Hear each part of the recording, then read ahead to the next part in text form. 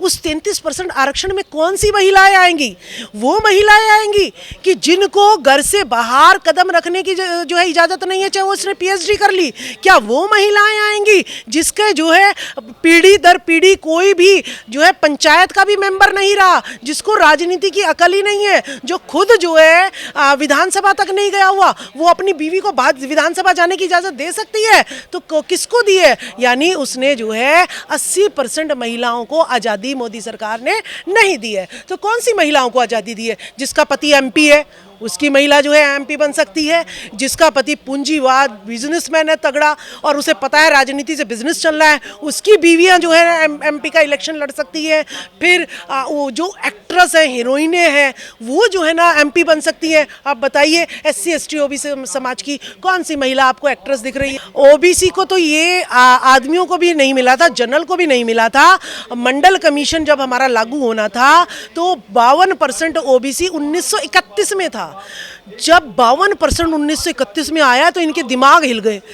बाद में इन्होंने 10 साल बाद जनगणना कराई, उसका रिजल्ट ही नहीं दिया और अब ये जनगणना करा ही नहीं रहे और जो है इसको धर्म के नाम पे, जाति के नाम पर बस उलझाए हुए हैं कि ये अपनी शक्ति ना पहचान ले और कहीं सरकार ना बना ले। लेकिन मोदी सरकार कह रही है कि जातिगत जनगणना कराते हैं, इससे देश में जातिवाद बढ़ जाएगा बहुत ज़्यादा। अच्छा, और जब जो है ये मीडिया में सिर्फ मनुवादियों को लाते हैं तब जातिवाद नहीं फैलता। जब एमपी जो है जनरल कैटेगरी के ही ज़्यादा बनाते हैं तब जातिवाद नहीं फैलता। जब ये जो है हीरोइनें कोई लेनी होती हैं तो जाति देख के हीरोइनें लेते हैं, तब कौन परोसता है? जो प्रधान होता है वो जातिवाद फैला रहा है। हमारी क्या औकात? मोदी ने कहा घर में अंदर रहो कोरोना काल में, हम अंदर रहे, हमारी क्या औकात जातिवाद फैलाने की? जातिवाद तो हमें जब पता चला कि भाई प्रिंसिपल कितने हमारे, लेक्चरर कितने हमारे, एसोसिएट प्रोफेसर हमारे कितने, हम जो है ना बिजनेस में कितने, लोन कितनों को मिल रहा है, हमारे बैंक कितने, ना तो इस देश में हमारे बैंक है, ना इस देश में जो है अब कहते हैं कि भाई मंदिर तुम्हारे लिए बनाया, लेकिन ना तो मैं गल्ले की मालिक, ना मैं पुजारी बन सकती। इस देश में मेरा वजूद क्या है? नहीं तो उसमें जाति नहीं देखेंगे वो कि वो इनविटेशन तो दे दिया, इनविटेशन तो उन्होंने दे दिया, लेकिन जब जाति हमारे साथ, जाति फॉर्म में क्यों भरवाती है सरकार? देखिए हॉस्पिटल में भी जाति भी भरवाती है और धर्म भी भरवाती है। तो जातिवाद कौन फैला रही, धर्म कौन फैला रही? सरकार फैला रही है। इसको हम समझ चुके हैं, इसीलिए हम बात करा रहे हैं कि चलो आपने ऊपर से जातिवाद फैला दिया तो आज जो है हम एक बार अपनी गणना करा भी ले कि भाई हम एक परिवार जो है मिलके रहना चाहिए, एक समाज मिलके रहना चाहिए, एक जाति मिलके रहनी चाहिए, हम कम से कम इतना वजूद तो बना ले। तो जाति इन्होंने फैलाई है। दूसरी जो योगी जी ने कहा है कि हाँ भाई सभी जातियों के इन्विटेशन निकाल दिए, आइए और भरिए, ठीक है। इनमें सुनिए आवेदन तो यूनिवर्सिटी में भी निकलते हैं, एसोसिएट प्रो लेक्चरर्स के, असिस्टेंट लेक्चरर के, लेकिन जो स्टैंप आरएसएस की लगती है ना, जो मनुवादी होता है, नौकरी उसी को ही मिलती है। तो उसके कहने से कथनी और करनी में इनकी ज़मीन आसमान का अंतर है।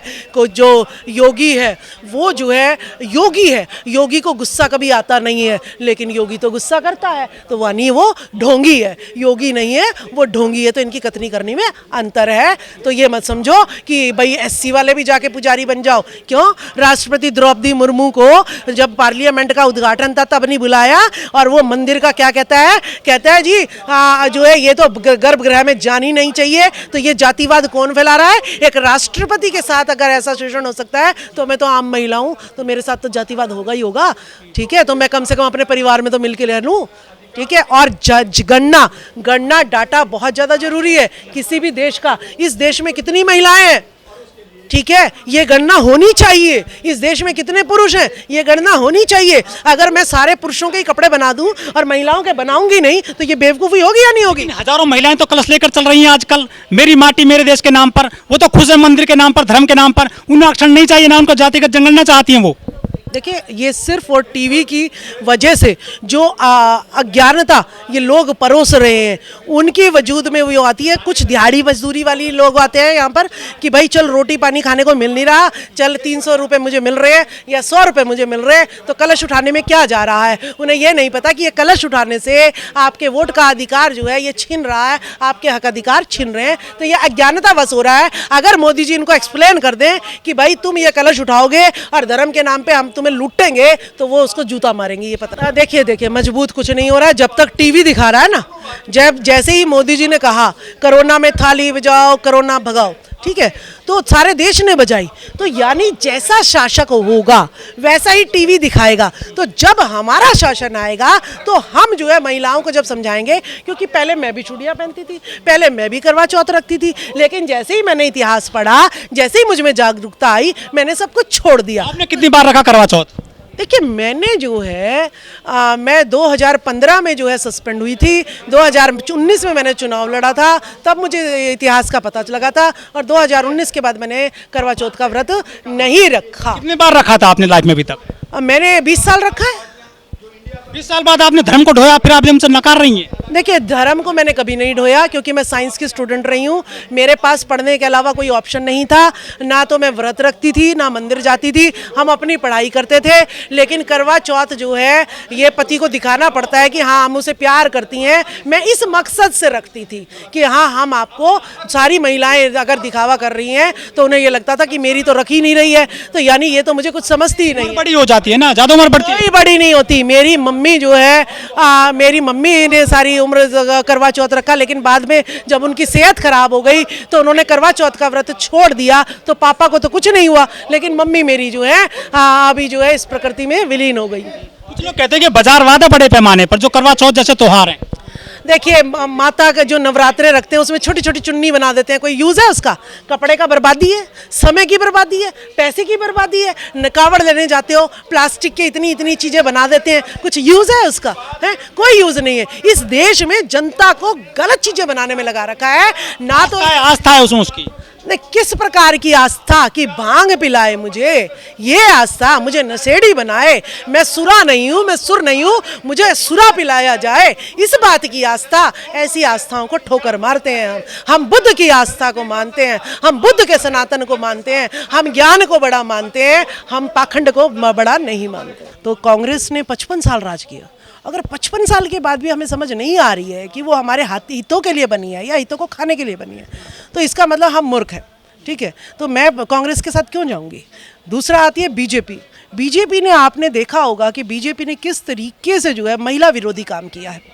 मुलायम सिंह यादव, शरद यादव और रामविलास पासवान जी तीनों चाहते थे कि 50% अधिकार महिला को मिलना चाहिए पार्लियामेंट में, विधानसभा में, हर चीज़ में।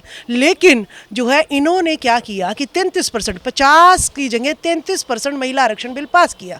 दूसरा जो ये तीनों चाहते थे, वो चाहते थे कि कोटा विदिन कोटा चाहते थे, क्योंकि मैं आपको बता दूं, इस भारत में ओबीसी समाज की जो महिलाएं हैं, SC ST समाज की जो महिलाएं हैं, वो किसी भवन की भी, छोटे से भवन की भी पदाधिकारी नहीं होती हैं। अध्यक्ष तो दूर की बात है।